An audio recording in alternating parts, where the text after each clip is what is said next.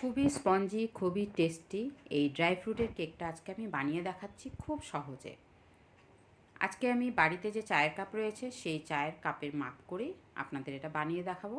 আপনারা খুব সহজে এটা বাড়িতে বানিয়ে ফেলতে পারবেন। তো কেকটা বানানোর জন্য আমি প্রথমে দুটো কমলালেবু নিয়ে নিলাম।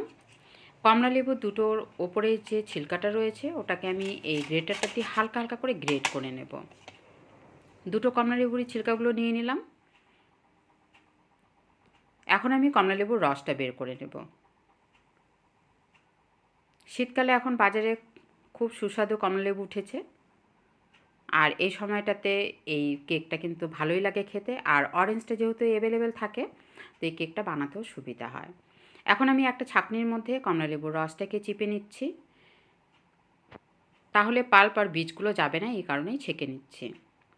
এই কমলালেবুর রসের মধ্যে ছিলকাগুলো যে গ্রেট করে রাখলাম সেটা দিয়ে দিচ্ছি, আর দিয়ে দিচ্ছি কিছু ড্রাই ফ্রুট। আমি এখানে নিয়েছি কিশমিশ, আর দেবো অল্প একটুখানি টুটি ফুটি, এই 3 চামচের মতো দেবো।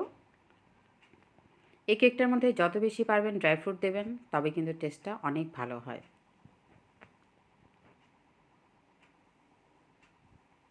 আর আমি নিচ্ছি চেরিটাকে সুন্দর করে কুচো কুচো করে কেটে নেব। নিয়ে এই অরেঞ্জ জুসটার মধ্যে এটাকে ভিজিয়ে রাখবো, এই ধরুন 30 মিনিটের জন্য। এইদিকে নিয়েছি একটা চায়ের কাপ। আপনাদের ঘরে যেরকম মাপ থাকবে সেরকম মাপেরই কাপ দিয়ে এটা বানাতে পারেন।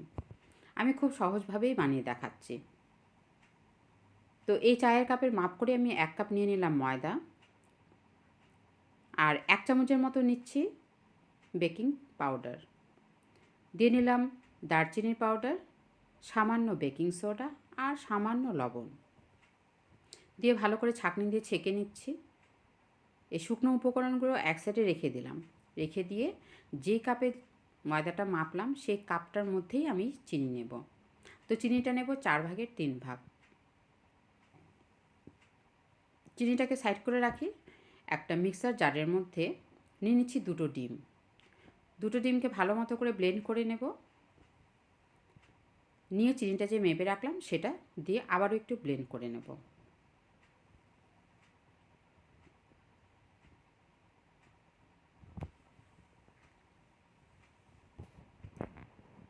এখন ওই কাপেরই মাপ করে আমি সাদা তেল নিয়ে নিচ্ছি। আমি এখানে রাইস ব্র্যান্ড অয়েল ব্যবহার করেছি, আপনারা অন্য তেলও ব্যবহার করতে পারেন, কিন্তু হ্যাঁ, সর্ষের তেল ব্যবহার করবেন না। তো তেলটাও আমি হাফ কাপের থেকে একটু বেশি নিয়েছি।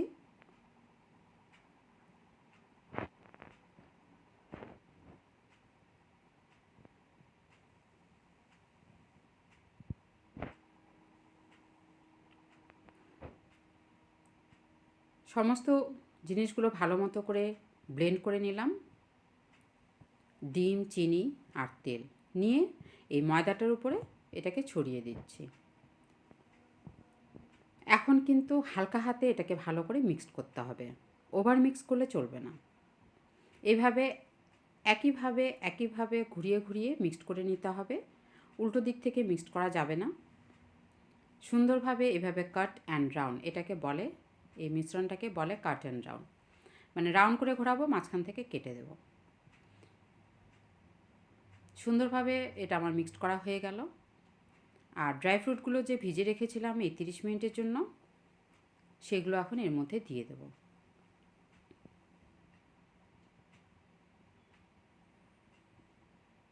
আর তার সাথে অরেঞ্জ জুসটাও দিয়ে দেব। এই 1 চামচের মতো অরেঞ্জ জুস রেখে দিয়ে বাকি সম্পূর্ণটা দিয়ে দেব। এটাকে সাইড করে রেখে দিয়ে এটা পরে কাজে লাগবে। এখন আবারও একটু মিক্সড করে নেব। এখন দিয়ে দিচ্ছি ভ্যানিলা এসেন্স। ভ্যানিলা এসেন্স 1 থেকে 2 ড্রপ দিলেই হবে। ওই একইভাবে মিশ্রণটা ভালো করে মিক্স করে নেব। আমি এরকম একটা সিলভারে বাসন নিয়েছি, এটার মধ্যে সাদা তেল একটু দিয়ে শুকনো ময়দা ছড়িয়ে দিয়েছি। দিয়ে এই কেকের মিশ্রণটা এর মধ্যে দিয়ে দিলাম।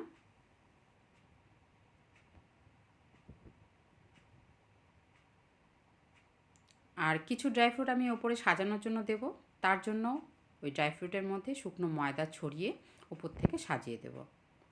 আমি এখানে নিয়েছি কাজু আর কিশমিশ, আপনারা ইচ্ছা মতো নিতে পারেন, চেরিও দিতে পারেন। আমি শুধু কাজু কিশমিশটাই দিলাম। এখন গ্যাসে এরকম একটা গামলা বসিয়ে, মানে যেটার মধ্যে কেক বানাচ্ছি তার থেকে বড় মাপের একটু নিয়ে একটা স্ট্যান্ড দিয়ে দিলাম, দিয়ে এই কেক টিনটা বসিয়ে দিলাম। 1 ঘন্টার জন্য ঢেকে একটু মিডিয়াম ফ্লেমের মধ্যে এটাকে জাল করে নেব। 45 মিনিট পর ঢাকনাটা সরিয়ে একটু চেক করলাম, চেক করে দেখছি থালাটার মধ্যে ওটা লেগে যাচ্ছে। এই জন্য ওটা চেঞ্জ করে আমি আরেকটু বড় একটা ঢাকনা দিয়ে দিলাম। আর এই কাঁচের ঢাকনাটার মধ্যে যে ফুটোটা রয়েছে ওটার মধ্যে আমি দিয়ে দিচ্ছি কাগজটা। পাক্কা 1 ঘন্টা পর ঢাকনাটা সরিয়ে আমি একটু চেক করে নেব। পরিষ্কার চাকু কিংবা চামচ দিয়ে চেক করলেই হবে। একদম পরিষ্কার যদি বের হয় তাহলে মনে করতে হবে কেকটা সুন্দরভাবে বেক হয়ে গেছে। কেকটাকে পুরোপুরি ঠান্ডা করে নিলাম, কিন্তু ঠান্ডা করতে দেওয়ার সময় অবশ্যই কিন্তু ঢেকে রাখতে হবে, নাহলে কিন্তু ওপর থেকে হার্ড হয়ে যাবে। কেকটা পুরোপুরি ঠান্ডা হয়ে যাওয়ার পর অরেঞ্জ জুসটা যে 1 চামচের মতো রেখে দিয়েছিলাম সেটা ওপর থেকে একটু লাগিয়ে দেব। আবারও একে কিছুক্ষণ রেস্টে রেখে দেব, এই ধরুন 5 মিনিটের জন্য। 5 মিনিট পর এখন কেকটা সার্ভ করার পালা। প্রথমে সাইড থেকে একটু চাকু দিয়ে কেটে কেটে নেব, তাহলে ইজিলি এটা টিন থেকে বেরিয়ে আসবে।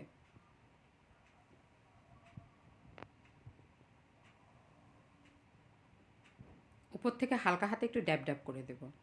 ব্যাস, কত সুন্দর কেকটা বেরিয়ে আসলো। কালারও দেখেছেন কত সুন্দর কালার এসেছে। তো এইভাবে বাড়িতে খুব সহজেই বানিয়ে ফেলুন এই পাম কেকটা, দারুণ লাগবে খেতে। আর আপনারা করে কেমন হয়েছে আপনাদেরটা আমাকে অবশ্যই কিন্তু কমেন্ট বক্সে জানাবেন। তাহলে আজকের জন্য এইটুকুই। সবাই খুব ভালো থাকবেন, সুস্থ থাকবেন। আর এই শীতে অবশ্যই কিন্তু এই কেকটা বানিয়ে দেখতে পারেন, খুব ভালো লাগবে সবার খেতে। টাটা।